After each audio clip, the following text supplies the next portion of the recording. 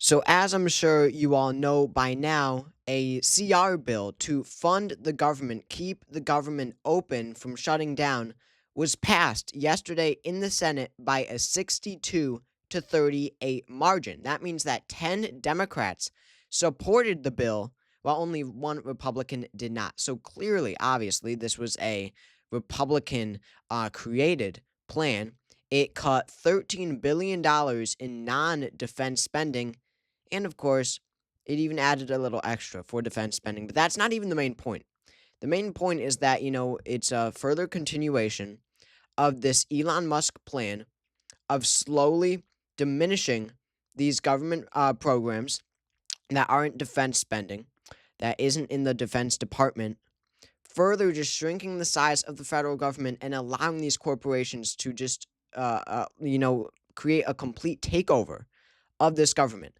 So Chris Murphy had a response because it really was important, or it was actually before it passed, because he really thought that it was important to outline the fact that this is the one instance where Democrats have any leverage because it needed 60 votes in the Senate. This particular bill needed 60 votes in the Senate to pass. Republicans only have 53 seats. They needed at least 8 Democrats because, of course, Rand Paul, the Republican, is voted against it. So this was the one case where Democrats actually have leverage, and in this extreme Elon Musk bill, Democrats still voted for it. So let's take a look at this video, and then we'll react. Trump has a plan, and he's implementing it to destroy our economy and our government, to create a crisis that allows him to hand our government over to his billionaire friends and to suspend our democracy. I wish that weren't true, but it is. The question then is this: does the funding bill make it easier or harder for Trump to implement that plan? Now, I judge that it makes it easier, and so I can't support it. The basics here are this: Republicans are in charge, right? They need Democratic votes to pass a funding bill, but they never negotiated with Democrats. They didn't even try. They wrote their own partisan bill. They filled it with all sorts of right-wing shit. This isn't a continuing resolution. It doesn't just continue last year's funding, even though the press is reporting it that way. It makes big changes to law, and they're all changes designed to make it easier for Trump to implement that plan to destroy our country. So Chris Murphy really does a good job here. And again, it's important to note that this was before this bill passed. As you can see here, here's how the vote broke down. Rand Paul, the Republican, voted against, but 10 Democrats voted with the rest of these Republicans. And this has just created a complete uprising within the party. People want major change. Democrats want change within the party. When you have the minority leader, the leader of the Senate Democrats, joining with the Republicans, making zero concession, forcing the Republicans to make zero concessions, to make zero negotiations, to make this bill, relatively normal. We are just going with this playbook here, or at least, the Senate Democrats are, these 10 of them. They are just following along with this playbook that Elon Musk is representing, that that's in the best interest of the billionaires, where we are just slowly diminishing the size of the government so that they could take over our country. That is what is happening right now. That is what, the essentials of this plan are. So they didn't even try to get compromised. They didn't do anything. Republicans and Elon Musk made this bill in its entirety without any Democratic support, without any Democratic help in the creation of this bill, and they're just going along with it. They're just going along with it. They're saying that, shutting down the government would be even worse.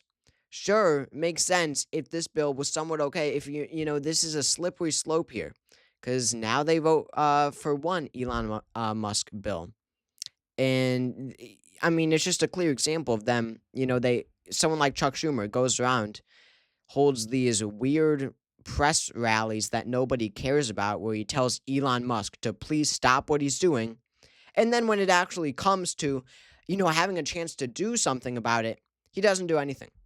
So, it's a very slippery slope, as I was saying before, when now you actually have Democrats voting for it and not putting up any opposition, or there's some opposition, but when you have, enough Democrats not put up any opposition at all, even support it, to the level where the bill passes. Sorry. So again, 10 Democrats that we need to primary out of office immediately or force them to resign immediately. Chuck Schumer up for re-election in 2028. People already want AOC to primary him. In fact, there are reports, CNN was reporting actually, that there are moderate centrist establishment Democrats who yesterday told AOC that they were willing to put up checks right then and there for AOC's primary campaign against Chuck Schumer in 2028. That says a lot. You've got Dick Durbin from Illinois. He is the top Dem on the Judiciary Committee voting for this. He is an important figure in Senate Democratic politics. Brian Schatz, he makes sense because so many federal workers in Hawaii, where he represents. Kirsten Gillibrand, Maggie Hassan, Jean Shaheen, she's not up for re-election, unfortunately. John Fetterman, the worst of the worst. Catherine Cortez Masto of Nevada. Gary Peters, he's retiring too. And then Angus King, who we can't primary because he's an independent, but still, force these people to resign. They are completely useless. They are just completely giving in. It would be one thing if we had billionaires trying to take over our government, but a strong, united Democratic base in opposition to them. That is when, you're able to actually stop a fascist takeover. You can't, though, when they have a majority, when they are literally breaking the unity of the party, of the opposition party, to a point where, we can't even form any sort of strong, meaningful opposition because of how fractured we are. Now, you could say that these congressional Democrats are fractured. Obviously, they are. 10 of them voted with the Republicans, but normal Democrats are just not. I mean, you have got people like, these very establishment type, people. This isn't a great example because this guy isn't that huge. Jack, Cocherella, I guess you'd say. I just pulled it up though because he said, so we're starting a Democratic Tea Party, right? So this is a new idea that even the most establishment of Democratic influencers are floating. That Tea Party referencing the Republican Tea Party of the Obama years, of the early 2010s, where after Obama won in a landslide, after the George W. Bush era, Republicans wanted a change. They wanted some actual legislation to lower taxes. It stood for taxed enough already.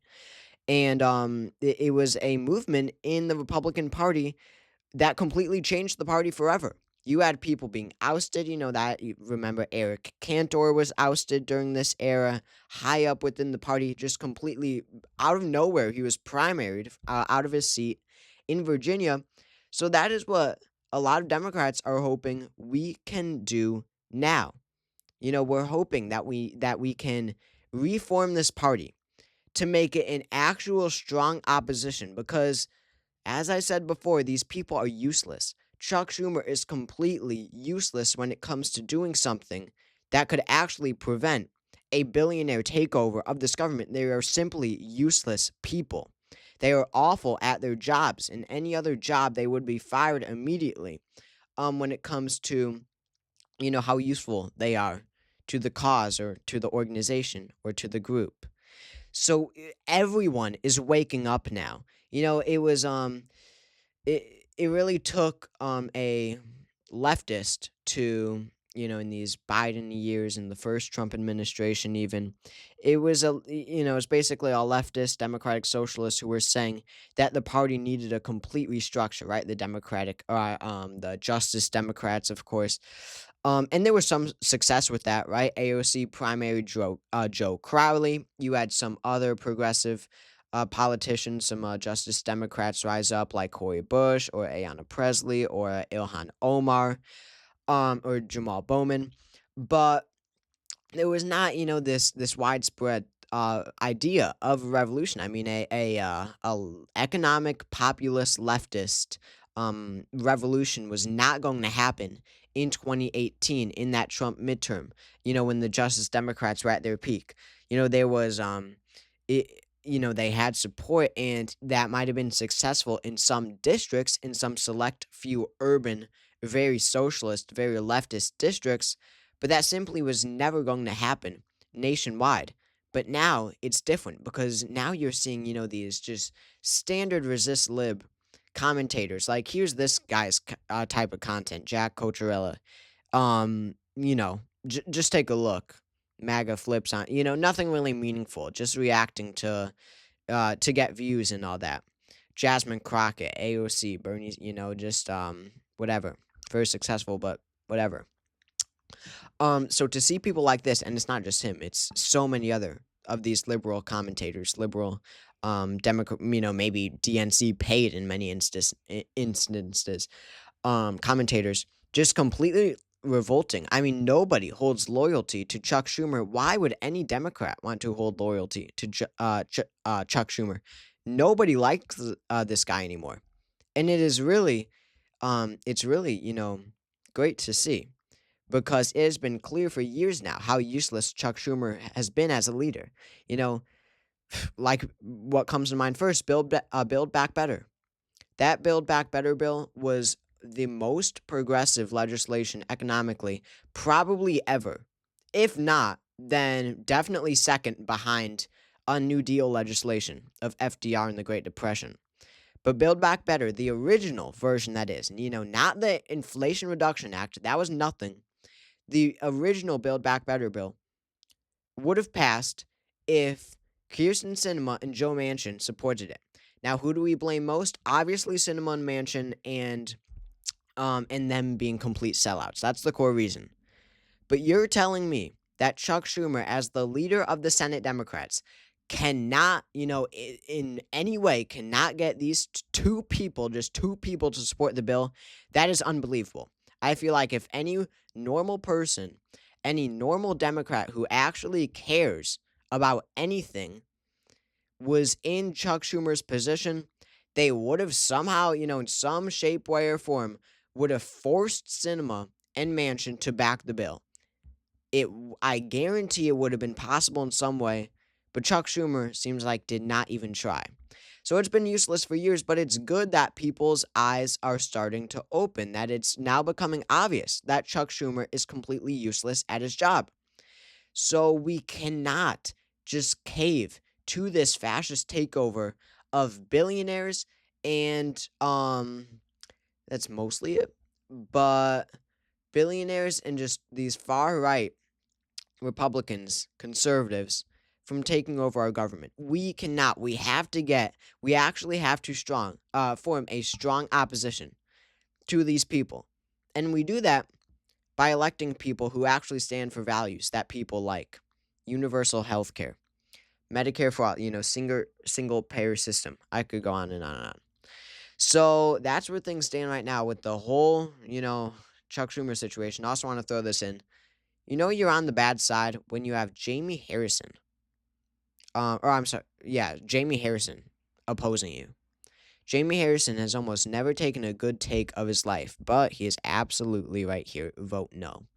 So Chris Murphy gaining support within the party, in a, I assume it would happen one day. I assume he's the next Senate minority leader for the Democrats. Well, majority or minority. But Chris Murphy getting a lot of support, being very outspoken. He is becoming the face, really, of the Democratic Party. More and more and more. And Democrats are simply now just hating on Chuck Schumer.